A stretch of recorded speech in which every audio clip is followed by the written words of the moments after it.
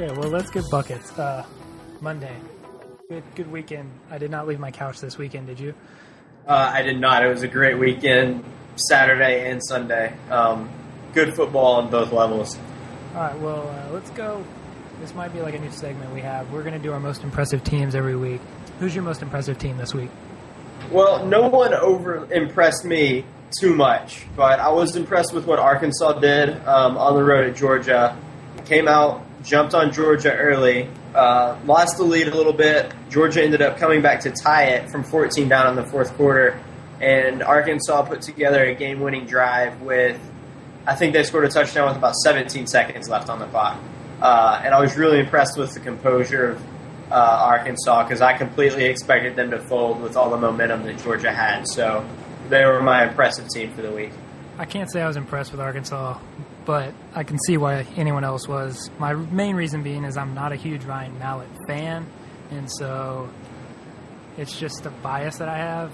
And so I wasn't really impressed with Arkansas, and so I'm kind of hoping that Alabama beats them this week. But my most impressive team was Texas, and it wasn't because of the score. It was more just how they played the game and how they did really an amazing job of concealing their playbook the first couple weeks, because what we talked about last week on the preview of that game with Tech was how their offense had struggled and they hadn't really looked very good. Their offense really didn't have many problems.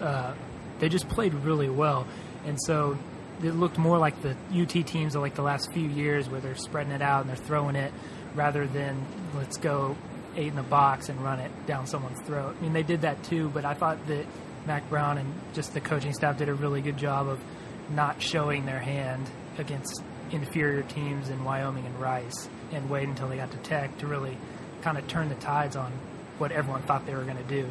I'm interested to see what that game actually means in the future, just because I'm personally not sure how good I think Texas Tech is. I actually picked them to finish dead last in the Big 12 South this year, which looks a little shaky the way Baylor played against TCU this weekend. But I'm interested to see how much a win over Texas Tech actually means in the future for Texas. I think the best thing they can hope for is that Taylor Potts is seriously injured. I prefer Stephen Sheffield. I think he's better than Taylor Potts. Yeah, I mean, even if Potts is just out for a couple weeks and Sheffield comes in and plays good, you could have a Philadelphia Eagle-like quarterback controversy. Yeah, maybe. One of the more exciting games this weekend was Michigan State and Notre Dame, and Michigan State won on the fake field goal in overtime, which would have tied the game if it was a real field goal, but they went for the win. And there's really nothing you can say about that except that was such a gutsy call. In watching it, I mean, I guess I kind of felt bad for Notre Dame because they defended it really well. They just kind of ran in, they got tripped up, and someone ends up wide open. But, I mean, bold call, and it ends up working out for Michigan State. Right. I mean, Michigan State, I believe their holder was a quarterback in high school. And it showed. That was an absolutely perfect pass down to the spiral that he threw for the touchdown. But they had an inexperienced kicker, and I'm sure they've had this in their playbook, just waiting for the perfect time to call it, and it happened to win them a football game. And it takes some big cojones to make that call. Baylor went up to TCU this weekend. Tell me what happened there. Baylor did not compete at all. TCU came out and scored a touchdown on, I believe, their first 5 possessions, and it wasn't even difficult. There was no resistance. It's almost like they were just picking a play, and it was working, whether it was a passing play, a running play, the option. Baylor's defense was non-existent in the first half. The cornerbacks felt like it would be, I guess the coaching staff told the quarterbacks, it's not a bad idea if you line up 8 yards off the receiver, which led to Dalton going 21 for 23 because he never had to make a difficult pass all day long. I watched the first 3 possessions, and I stopped because it was really hard to watch. There's not much you can say except move on and hope that Baylor can beat Rice this weekend, because all that proved with it is that TCU is head and shoulders above Baylor, and that Baylor's really not ready for that kind of game yet. Yeah, it definitely showed that. And as a Baylor fan, I'm definitely hoping that TCU is the best team in Texas, which I really think they might be. They're physical. They were just all around dominant against us. Last game we're going to go over is Nebraska traveled to Washington, and I thought it was going to be a close game. I thought Washington would beat them, and turns out that neither of those is right. So it's either Nebraska's really, really that good, or Washington's not as good as we give them credit for, and Jake Locker maybe isn't all we think he is after his 4 for 20 day. 4 for 20.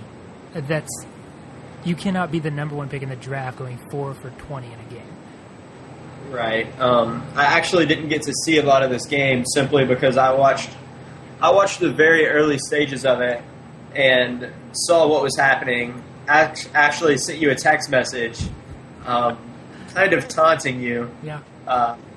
And it wasn't worth the watch. Nebraska was completely dominant, and I don't know exactly what that means. I guess we'll find out in the coming weeks, but Washington looked terrible. They looked like they didn't belong on that field. They looked worse than Baylor did against TCU. Yeah, I'm just really worried about my Nebraska pick and where I picked them to finish in the Big 12, and just the fact that I didn't think they were going to be that good. And I hope that Washington just didn't play well, or they just aren't that good. Because if Washington's not that good, that'll make Oregon look good. And I'm down with that. It's an easy win. Speaking of Oregon, friggin' 180 points in 3 games.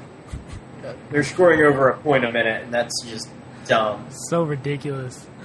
Oh, they're so exciting to watch, and I can't wait until we get into Pac-10 play to see some real conference games, because that'll be exciting. I think right now they're my Pac-10 favorite. I mean, I'm really biased, but I don't see how they can't be. Who's really looked good? But I was gonna say Cal looked really good before they went and laid an egg against Nevada. But well, I guess Arizona beating Iowa. That's a very good team too. That's the only other team. I mean, USC is always going to be good, but what are they actually playing for? Right. My problem with USC is I think they should be winning these games by more than they are. I see all this talent they have, and they're beating Minnesota by like 7 or 3. Or yeah, like but at the same time, when you walk away with a win, nobody's complaining too much. That is true. W is W, and you move on. Kind of like Missouri winning this week on a last minute 60-something yard play, and Texas A&M pulls out a scare against FIU of all teams. Just a week of near upsets and not a lot of upsets, I guess. Yeah, absolutely. I think there were 23 unbeaten teams in the top 25, and now there are 22 unbeaten teams in the top 25 because Arizona and Iowa had to play each other, so one of them had to lose. Right. All right, well, let's move on to some games for this week. Kyle, you went 4-2 last week. Congratulations. Thank you. I couldn't have done it without Luke Walton. He faithfully helps me pick the Arizona upset of Iowa. So I owe a lot of credit to him at this point. So you're 4-2. I went 2-4.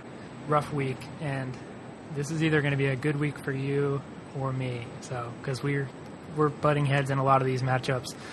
First matchup is Alabama and Arkansas. Where are you going with that one?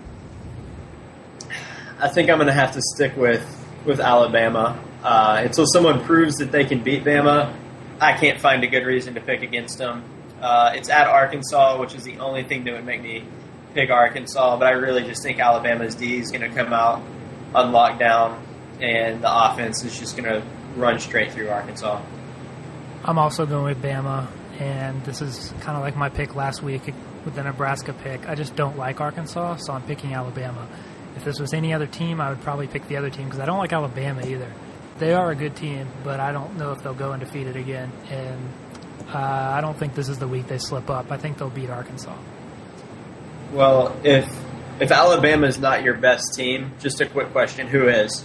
Yeah, that's a good question, and I don't know if I have an answer for it right now. Yeah, I really don't have an answer. I guess they're not my best team. They're up there with a bunch of different teams. Like we talked about Oregon, and I throw Boise State up there. just the teams in the top 5 that I think are really good. I don't think any of them are that much better than each other. I think TCU's up there with them.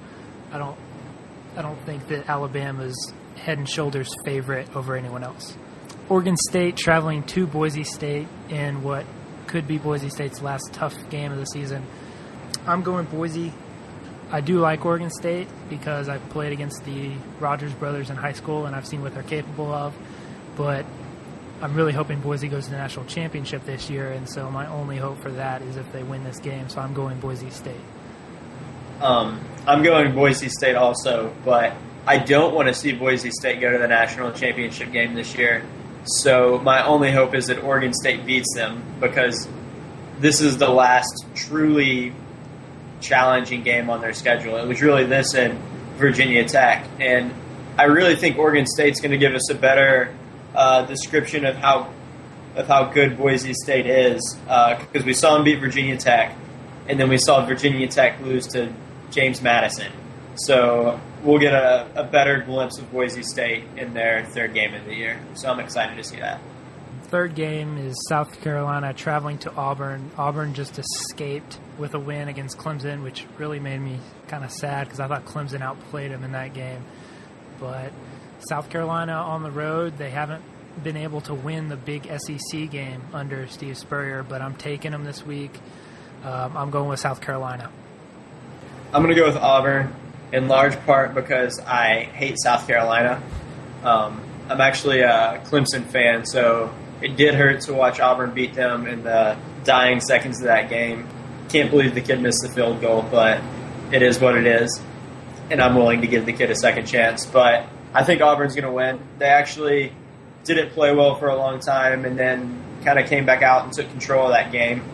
And I thought they looked good. I think their quarterback's a freak of nature.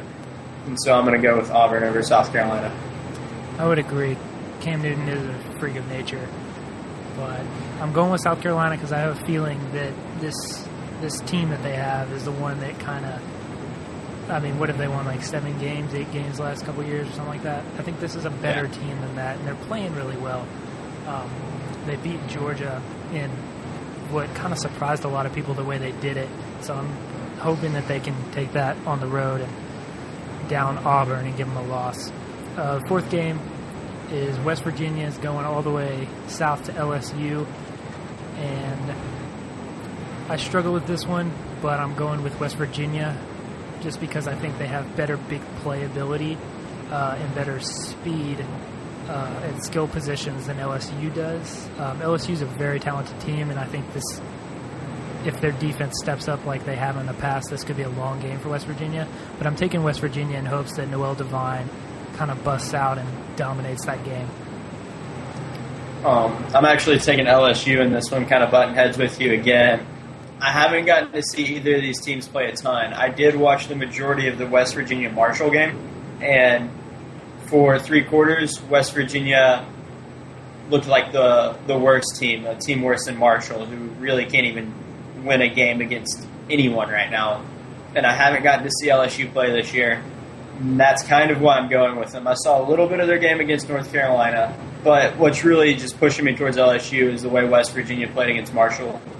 It would scare me too much to have to pick them, so I'm going to go with LSU.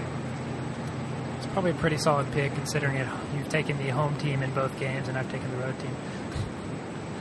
But last game of the week, Stanford traveling to Notre Dame. Notre Dame coming off that heartbreaking loss on the fake field goal in Michigan State. Stanford's been playing well. They've really been taking it to teams that just Andrew Luck's been playing really well. I'm hoping that Notre Dame has a bounce-back game and that Dane Christ and that offense really turn things around. But I'm taking Notre Dame at home against Stanford. I had the pleasure of watching Stanford absolutely run a train on, I believe, Wake Forest this weekend. They came out and put up touchdowns on their first 8 drives, and this is a Wake Forest team that over the past few years has been known for not getting blown out. They've been in most of the football games that they've played, with the exception of, I believe, 1 or 2 games with blowouts like this. but I was really impressed with Stanford all around. They ran the ball well. They have a lot of guys that they're actually running it with. I think they're running in 4 or 5 running backs this year, trying to figure out who their number one's going to be. And they threw the ball extremely well, defended well, and Notre Dame's been struggling. And I think they're going to end up going to 1-3, and Stanford's going to win this weekend. Okay, let's go to the NFL. Michael Vick got his first start in a long, long time. How impressive was he? He was very, very impressive. He looked like he was a starting quarterback in the NFL, which I think he should be. He had 284 passing yards, 2 touchdowns, completed a little over 60% of his passes, and he had 37 more rushing yards on, I think 5 or 6 attempts. But it was against the Lions, so you have to take that with a grain of salt. But I was thrilled with his performance. I actually started him on my fantasy team. He was the last pick in the draft for me, by the way. And I was thrilled with his performance. I thought he played great. I think he deserves the starting job. He looked like the Mike Vick of old, and that got me really excited. What doesn't have me excited is that Andy Reid's already coming out and saying that he's going back to the bench. But I understand that's what the coach has to do in that situation. I'm really hoping he gets a shot somewhere. But I like Kevin Kolb too. I have more of an attachment to Michael Vick because I was a huge Michael Vick fan before he was, arrested. Do you have any teams on the top of your head that might be a good spot that Michael Vick could fit in? Teams that need a quarterback? Before the season, Anything? I was going to go with St. Louis, but they've actually looked really well with Sam Bradford. And so he needs to go somewhere that's creative, not just – he's an NFL quarterback, but there also needs to be some creativity when using him. I wouldn't just drop him back every play. I don't want to send him to Buffalo because they suck that bad and it's freezing cold. So for his own sake, I don't want to send him there. I wouldn't mind seeing him in a Raiders uniform just because I think it would look cool. But as far as actual fits, I really don't have many. I just have a bunch of cool uniform ideas. Right. I think he's a guy that can really – he kind of proved with the Eagles that he can kind of fit in anywhere. They have an offense set up that Kevin Kolb's supposed to be out there running, and he came in and ran it to perfection, essentially. So I think if you threw him really anywhere on a team that has some pretty good wide receivers, a playmaker here and there, that he could be a great quarterback, a top 10 quarterback, fantasy and NFL wise. New idea that just popped in my head. What about Jacksonville? Yeah, Gerard threw 4 interceptions this week, I think. He has not been very good. Yeah, they need a change. Why not trade for Michael Vick? I would do it. I would too. You got Mike Sims Walker and Maurice Jones-Drew. That's a pretty hard team to guard if you throw Michael Vick in the backfield. That would be an entertaining team to watch. That's one of the best ideas we've ever had on the podcast. Can we send this to ESPN? Tweet it to him. Tweet it to him. We'll do right after the show. All right. One of the probably the most exciting NFL game was actually involving the Texans, which usually is weird because we usually lose these games. But the Texans pulled one out in overtime against Washington. What were your thoughts from that game? Well, for a while, I thought Washington was really that good. They dominated for a very long stretch of the game. But the thoughts I take out of the game are the Texans are for real.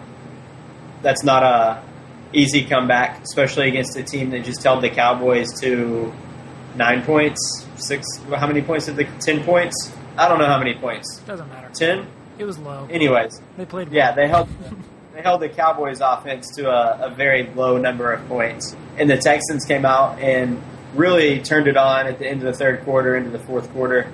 I was impressed with Andre Johnson getting hurt and being the leader he is, come back into the field, and ending up making a huge touchdown catch. I was just all around impressed with the Texans. They got stops when they needed to, blocked a field goal, and it just looked like they were meant to win that game after they blocked that field goal. Yeah, that field goal, looking back, was a really big play. I was really impressed. Going on the road, getting down early, getting your butt kicked. and then coming back and pulling it out. Those are the games in the past that the Texans might come back, but they never finish. And that's kind of what I guess national people have been talking about with this team is, can they finish games? Can they get that taste of winning and like make a comeback or hold on to a lead? And they've proven in their first 2 games they can beat good teams in Indianapolis, a rival, and they can come back in games and make the plays when they have to. And Andre Johnson's catch over that safety was just stupid good. He abused that safety, and it really sets up an interesting matchup of a 2-0 Texans team versus an 0-2 Cowboys team, which, I mean, who thought that? Who thought the Cowboys would start 0-2 and the Vikings would start 0-2, and then you have the Chiefs and the Bucks at 2-0. I mean, that's interesting. Well, I'm completely ready to discredit the fact that Kansas City and Tampa Bay both started 2-0 because I don't think it's going to matter. I think they'll both still finish with losing records. Kansas City beat San Diego week 1, which is actually a very impressive win. But if you watch the game, it was just a game of which way was the ball going to bounce. It was rainy at Kansas City. They really had all the breaks. The rain, I feel like, hurt San Diego more in that week 1 game than it did Kansas City because it limited their offense. But still, good for them starting 2-0. Minnesota, I don't think is going to be a playoff team. The way they played, the way Brett Favre's looked, they need help at receiver. They need a playmaker for Favre.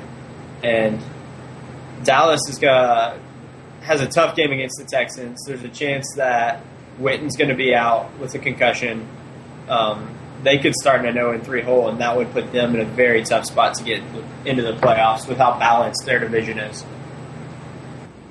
That sets up an interesting matchup with the Texans because one of those teams is going to lose that rivalry game, and it could really hurt Dallas going 0-3. I'm actually on the opposite side of the Kansas City thing. They didn't play well this week against Cleveland, but I'm a fan of that team. With Jamal Charles in the backfield, Matt Castle looks decent. You have Dwayne Bowe on the outside. Your defense actually played well the first 2 weeks. I think they could be the surprise story. If there's a surprise story, I think that could be them in the NFL. What is a surprise story? Is them going 8-8 going to make them the surprise story? No, they would have to obviously make the playoffs, but the team out there that no one thinks has a chance to make the playoffs and ends up doing it. Hey, Harv, they don't have a chance to make the playoffs. They're 2-0. That can't hurt. I like the Chiefs. I don't like the Bucks. I agree with you on them.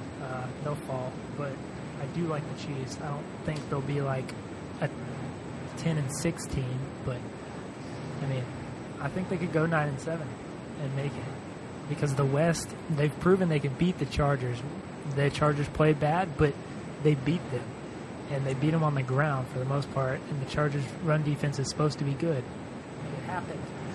It did happen, and I think the weather was a very big circumstance in that happening. I agree. But for all we know, the next time they play or the next time the Chiefs play anybody, the weather could be the exact same way, and I guess they proved they can win when the circumstances aren't the best.